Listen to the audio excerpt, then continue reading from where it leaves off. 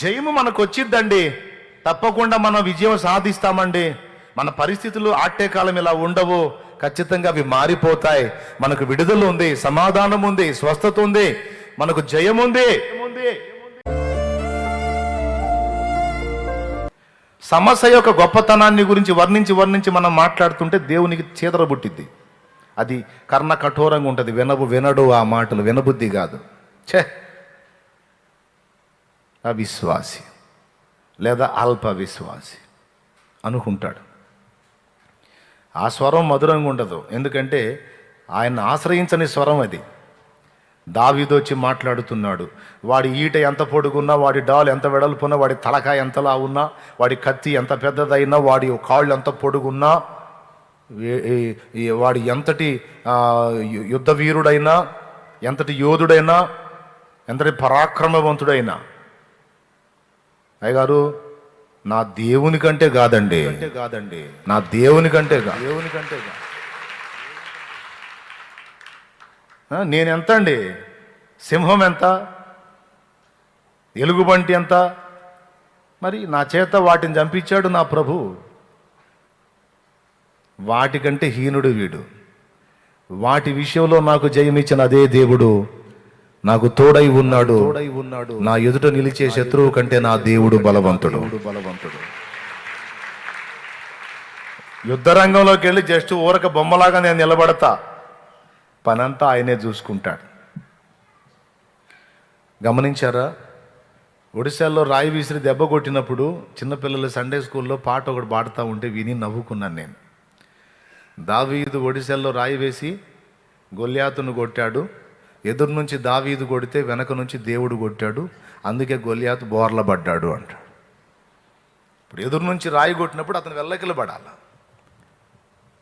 కానీ అతను బోర్ల పడేను అని ఉంది.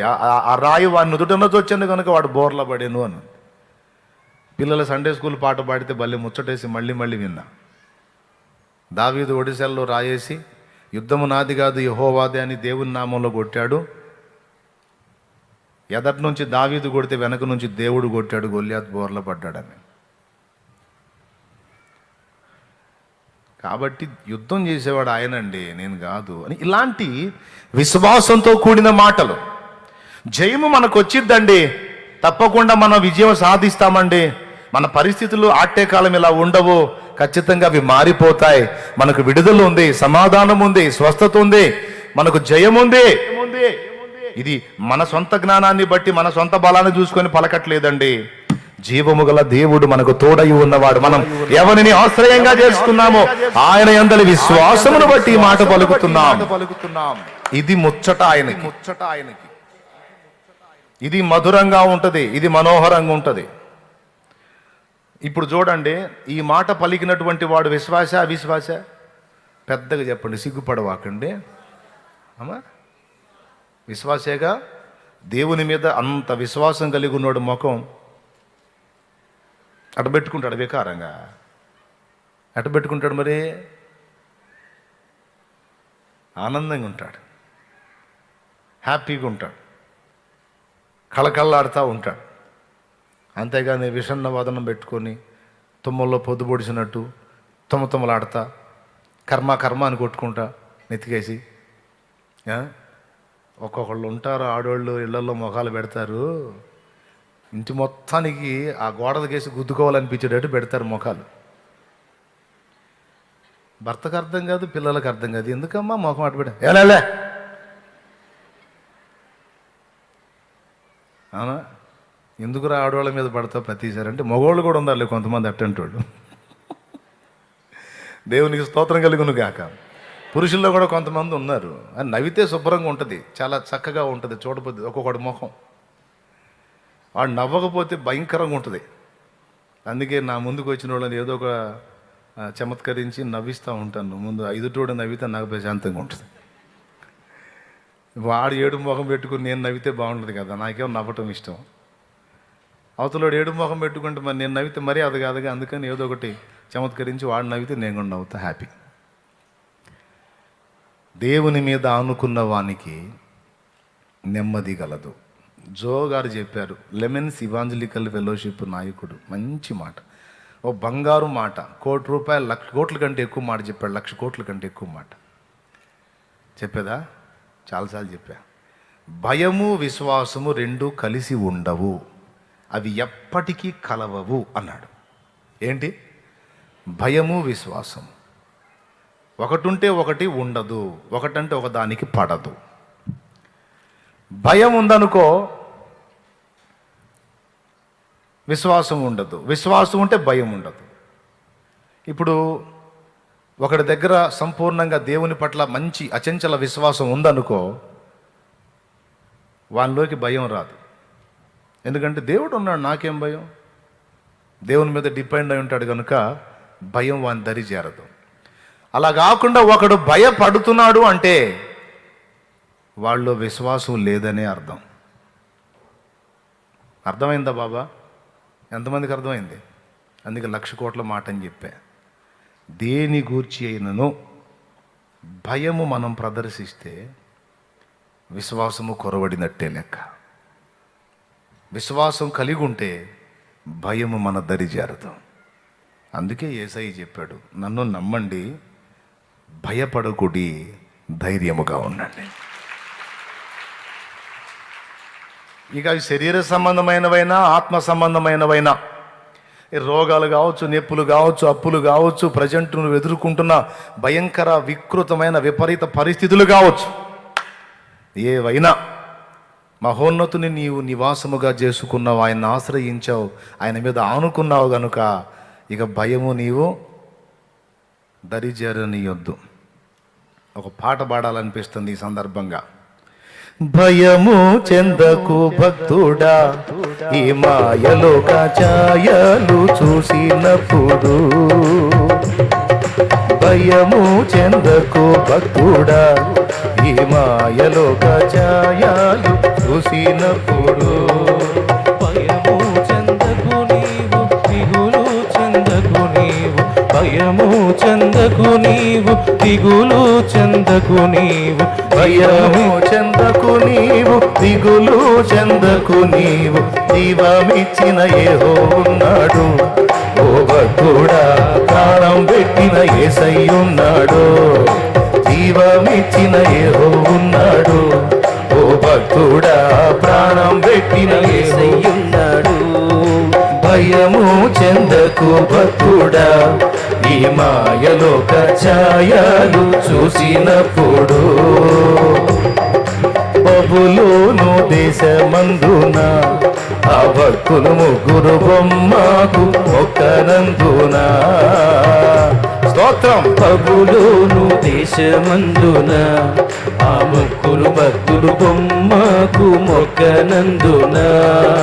పట్టి బంధించి రాజు అగ్నిలో పడవేసి, పట్టి బంధించి రాజు అగ్నిలో పడవేసి. 4 వాడిగా ఉండలేదా, ఓ భక్తుడా, రాజు రమ్మని పిలువలేదా? 4 వాడిగా ఉండలేదా, ఓ భక్తుడా, రాజు రమ్మని పిలువలేదా?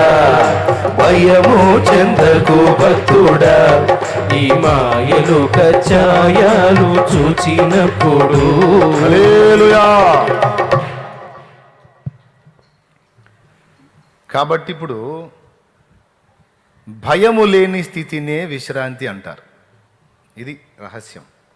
విశ్రాంతి అంటే ఏంది అసలు?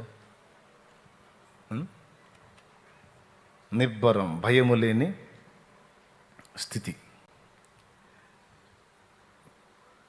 ఈ భయము లేని స్థితిలోకి ఎవరైతే ప్రవేశిస్తారో వాళ్ళు విశ్రాంతిలో నిలిచి ఉంటారనమాట. విశ్రాంతి పొందుతారు, ప్రశాంతంగా ఉంటారు. అందుకు పిలిచాడు దేవుడు, ప్రయాసపడి భారము మోయిచున్న సమస్త జనులారా నా యొద్దకు రండి, నేను మీకు విశ్రాంతిని ఇస్తానన్నాడు. ఈ విశ్రాంతిని ఇచ్చేటువంటి పరంపరలో ఇంకొక మాట కింద వాడతాడు, నా యొద్దకు వచ్చి నా కాడి మీ మీద ఎత్తుకొని నా యొద్ద నేర్చుకొనుడి, అప్పుడు మీ ప్రాణములకు విశ్రాంతి దొరుకును. అంటే ఆయన కాడి మనం భుజాల మీదకి ఎత్తుకుని ఇక మన ఆలోచనల చొప్పున కాకుండా ఎద్దుని మీరు చూసారా? ఎద్దుని కాడి దాని మెడ మీద రైతు వెయ్యనంత వరకు అది ఫ్రీగా తిరగొచ్చు, స్వేచ్ఛగా తిరగొచ్చు, ఎటంటే అటు. కానీ ఎడ్లను తీసుకొచ్చి కాడి దాని మీద మోపాడు అనుకో, ఇక నేను ఎట్టబడితే అట్ట తిరుగుతానంటే కుదరదు. ఇటుపక్క ప్రతి మొక్క ఉంటుంది, అటుపక్క ప్రతి మొక్క ఉంటుంది, మధ్యలో 2 మొక్కలు ఉంటాయి. ఈ మధ్యలో గ్యాపులు ఉంటాయి, సాలుకు మధ్య గ్యాపులు. ఆ గ్యాపుల్లో అటొక ఎద్దుని ఇటొక ఎద్దుని నిలబెడతాడు, మధ్యలో ఒంటి నాగలేస్తాడు. జాగ్రత్తగా పోవాలి. ఇక నేను అటు పోతాను, ఒక అడుగు అట్టేస్తానంటే అక్కడ మొక్కలు లెగిసిపోతాయి, ఇటేస్తానంటే ఇటుపక్క మొక్కలు తొక్కుతుంది. రెండవది, ఈ నాగలి కూడా మట్టిలో కాకుండా మొక్కకు టచ్ అయ్యి మొక్కలు లేపేస్తుంది. కాబట్టి కాడి దాని మీద వెయ్యనంత వరకే దానికి స్వేచ్ఛ. ఎప్పుడైతే దాని మీద రైతు కాడి మోపాడో ఇక రైతు అధీనంలోకి వెళ్ళిపోవాలి, రైతు ఆలోచనలోకి వెళ్ళిపోవాలి. అది ఒక స్వతంత్ర జీవైనప్పటికీ ఇక దాని స్వేచ్ఛానుసారంగా అది నడవడానికి లేదు. ఎవరైతే కాడి మోపారో ఆయన ఆలోచన చొప్పున నడవాలి, అప్పుడు దొరుకుతుంది విశ్రాంతి అన్నాడు. అది పాయింట్. యేసు ప్రభు దగ్గరికి రావటమే కాదు, ఆయన కాడి మెడ మీద ఎత్తుకొని ఇక మన స్వీయత అనే దాన్ని పక్కన పెట్టి ఆయన ఆలోచనలను అనుసరించి నడిచిన ఎడల మీ ప్రాణములకు విశ్రాంతి అన్నాడు. యేసు ప్రభు దగ్గరికి వచ్చినప్పుడు ఫస్ట్ నేను చేసింది అదే. ఆ తర్వాత వచనంలో అంటాడు, నా కాడి సులువు, నా భారము తేలిక అంటాడు. నేను ఏది చెప్పినా మీకు ఆజ్ఞలాగా అనిపించకూడదు. ఎందుకంటే ఆజ్ఞలు కాదు నేను చెప్పేది, మీ క్షేమానికి ఉపయోగపడే సంగతులే చెబుతా. సిగరెట్ మానేయమని ఎక్కడుంది బైబిల్లో అంటాడు ఒక ఆవేశం వీరుడు. సిగరెట్ మానేయమని ఎక్కడుంది? ఖైనీ మానేయమని ఎక్కడుంది బైబిల్లో? గుట్కా తినొద్దని ఎక్కడుంది బైబిల్లో? మద్యం తాగొద్దని ఎక్కడుంది బైబిల్లో అంటాడు. ఏమండి, మద్యం తాగొద్దని ఉంది. ఈ సిగరెట్లు, బీడీలు, చొట్లు, ఖైనీలు, గుట్కాలు ఇవన్నీ మరి తినొద్దని రాయాలిగా, అది లేదుగా, అందుకని నేను తింటా అంటాడు ఒకడు. అయితే యేసయ్య ఏం చెప్పాడు? అవి తినొద్దు అని చెప్పాడు అని అంటారు కదా మీరు. ఎక్కడ చెప్పాడు అంటే బైబిల్లో ఉంది ఒక్కటే ఒక్క మాట, నీ దేహమును చెరుపు దానిని నీ యొద్ద నుండి తొలగించుకో అనే మాట. తర్వాత అవి తినొద్దని బైబిల్లో ఎక్కడ రాసుంది అని అడిగేవాడికి, బైబిల్ దాకి ఎందుకు బాబా, సిగరెట్ తాగొద్దని ఎక్కడ రాసుందంటే ఆ పెట్టె మీదే రాసుంది. గుట్కా తినొద్దని ఎక్కడ రాసుందంటే నువ్వు ప్యాకెట్ తెచ్చుకుంటావే దాని మీదే. ఆ క్యాన్సర్ వచ్చి ఎఫెక్ట్ అయిన వాళ్ళ బొమ్మలు సైతం వేసి మరీ చూపిస్తున్నారు. ఒరే బాబు, బాగా మేక నవిలినట్టు నవ్వులుతున్నావు, ఇది నవిలితే నీకు భవిష్యత్తులో ఈ గతి పట్టిద్దని వేసి వాళ్ళే చెబుతున్నారు. మద్యపానం ఆరోగ్యానికి హానికరం అని ఆ బాటిల్ మీదే ఉంటుంది. అరే నువ్వు తీసుకునే వాటి మీద అంత క్లియర్గా రాసి ఉంటే మళ్ళీ నీకు బైబుల్లో రాయాలా? అయ్యా, చార్మినార్ సిగరెట్ తాగొద్దు, పెద్ద గోల్డ్ తాగొద్దు, సిజర్ సిగరెట్ తాగొద్దు, గోల్డ్ ఫ్లాగ్ తాగొద్దు. హైదరాబాద్లో నేను లోకంలో ఉన్నప్పుడు 2 సిగరెట్లు మెయింటైన్ చేసేవాడిని. ఫోర్క్స్ ఫైర్ అని ఒకటి, బ్రిస్టల్ అని ఒకటి, 2 సిగరెట్లు తాగేవాడిని హైదరాబాద్లో ఉన్నప్పుడు.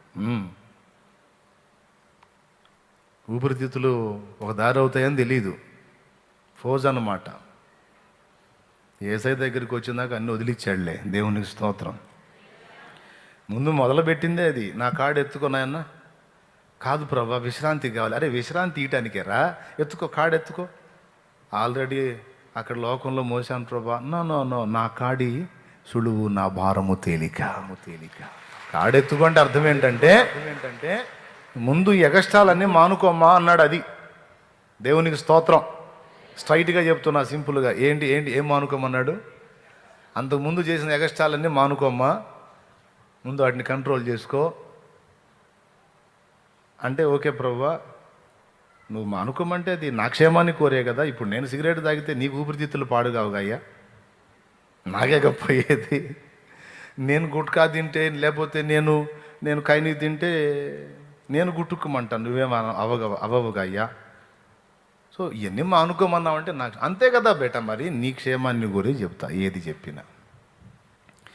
విచ్చలవిడిగా తిరగొద్దురా అని నేను చెప్పినప్పుడు నువ్వు మానేయాలి, ఎందుకంటే నువ్వు దెబ్బతింటావు.